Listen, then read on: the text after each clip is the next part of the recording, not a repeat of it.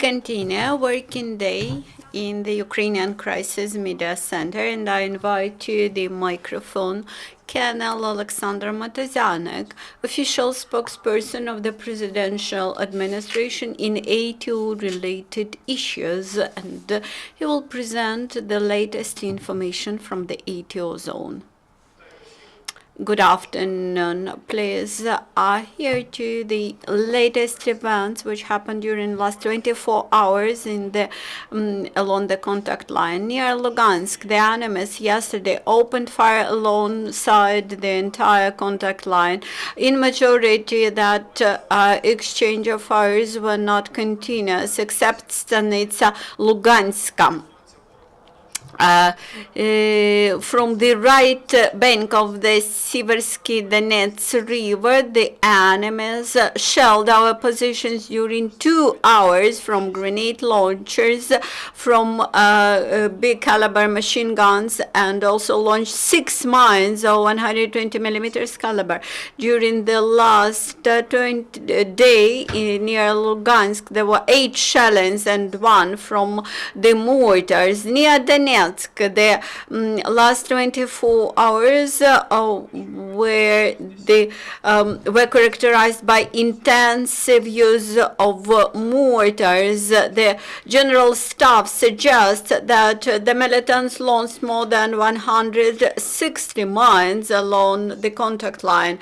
The epicenters were to the north from Gorlivka, near Diivka, and 2/3 of all the shellings around Donetsk were in these locations. Near Avdiivka, they opened fire. The enemies opened fire at daytime. And Ukrainian troops were forced to open fire in response. Also to the west of Gorlivka, near Svetlodarsk Bridge, there were also active shellings, especially at night, and the infantry vehicles and grenade launchers were used to launch fire. And near Donetsk airport, the situation was quiet. Near Donetsk, there were in total 23 shellings, and particularly 13 out of them from heavy weaponry. The most complicated is the situation near Mariupol. At midnight, there are 10 artillery shells were launched to our position near Novoselivka. 2 hours later, there was a heavy mortar shelling near Taramchuk in Mariinsky district when 4 big caliber mines were launched to our positions. At a sunrise near Bakhtanivka, there was a combat strike between the enemies and Ukrainian troops. The guards at a checkpoint had discovered 2 members from the illegal band formation and opened fire from small arms. Another reconnaissance group supported the first reconnaissance group from grenade launchers. After 2 minutes combat, the militants repelled, and but in result of that combat strike, our 2 servicemen were wounded. A bit later, near Vodyane, there was a mortar shelling of Ukrainian positions. Then near Talakivka, the shelling was opened. Then near Novotroitsk, where the snipers worked, in closer to tonight, there was a continuous shelling near Shirokin after sunset in Mariinka and Krasnogorivka, where the mortars were launched and infantry vehicles were used. In general, around Mariupol, there were 17 enemy shellings, 6 out of them from heavy weaponry, and there was one combat strike. Also, the aerial reconnaissance of Ukrainian positions is continued by militants. 4 drones were registered along the contact line in Donetsk Oblast. Also, our reconnaissance confirms that in Gorlivka, the militants are armed with the ZU-1 radiolocational reconnaissance station. During the last day, we do not have any losses, but we have 8 wounded soldiers. The enemy's losses were as follows: 7 militants were killed and 9 more were wounded in Donetsk and Lugansk Oblast. Also, the main intelligence department suggests that the enemy prepares provocations to discredit the armed forces of Ukraine among local residents and international community. With this purpose, the FSB people supplied 2 sets of uniform with the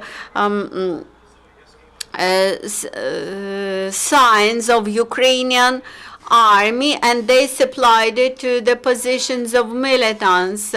50 more sets were supplied to Gorlivka, 50 to Mariinka, and 100 sets to Makiyevka, close to Yasenovata. The operational information suggests that one of the scenario will be to imitate the offensive of Ukrainian ATO forces near Donetsk and Gorlivka.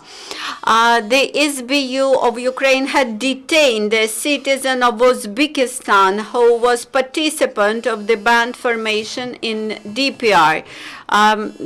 He was detained in Mariupol. Now you can hear his confession. He joined the illegal band formations in December 2014 and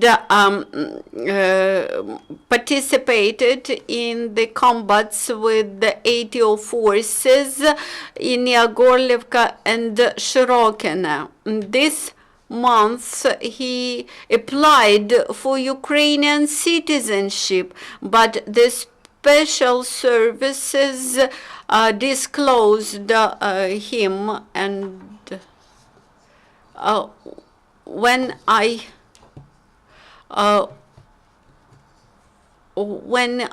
was a militant,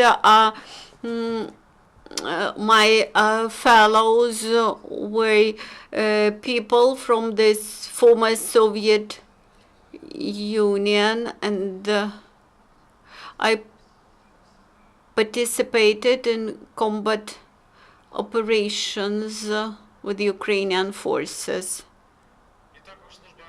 Also, SBU had detained one more former militant in Ternopil Oblast. The member of Vostok Band formation was a mortar launcher in the artillery system of Nona, which belonged to militants. He shelled Ukrainian positions near Donetsk airport and other hotspots near Donetsk. In late spring this year, he came back to the governmentally controlled territory. He hid himself and in several oblasts and looked for employment. The latest his employment was the guards in Ternopil, where he was detained. Ukrainian paratroopers trained in jumps with parachutes from An-26 onto aircraft and helicopter Mi-14 at a speed of 160 to 300 kilometers per hour, different altitudes from 600 meters to 3 kilometers a day and night, with landing on complicated ground. There's also near Mykolaiv, the paratroopers jumped from helicopter Mi-14 from 600 meters into water. These are very complicated jumps and requires a lot of training. Now questions. You mentioned that 2 our servicemen were wounded near Bogdanivka, and there were 6 more who were wounded. Where they were wounded? During that combat strike, which I described, 2 servicemen were wounded. Then near Novoselivka, 2 servicemen were wounded. 3 servicemen were wounded near Avdiivka in result of mortar shelling, and in Marinka 1 serviceman was wounded because of the blast of a booby trap. New information from the ATO zone traditionally will be presented tomorrow at 12:30. Thank you.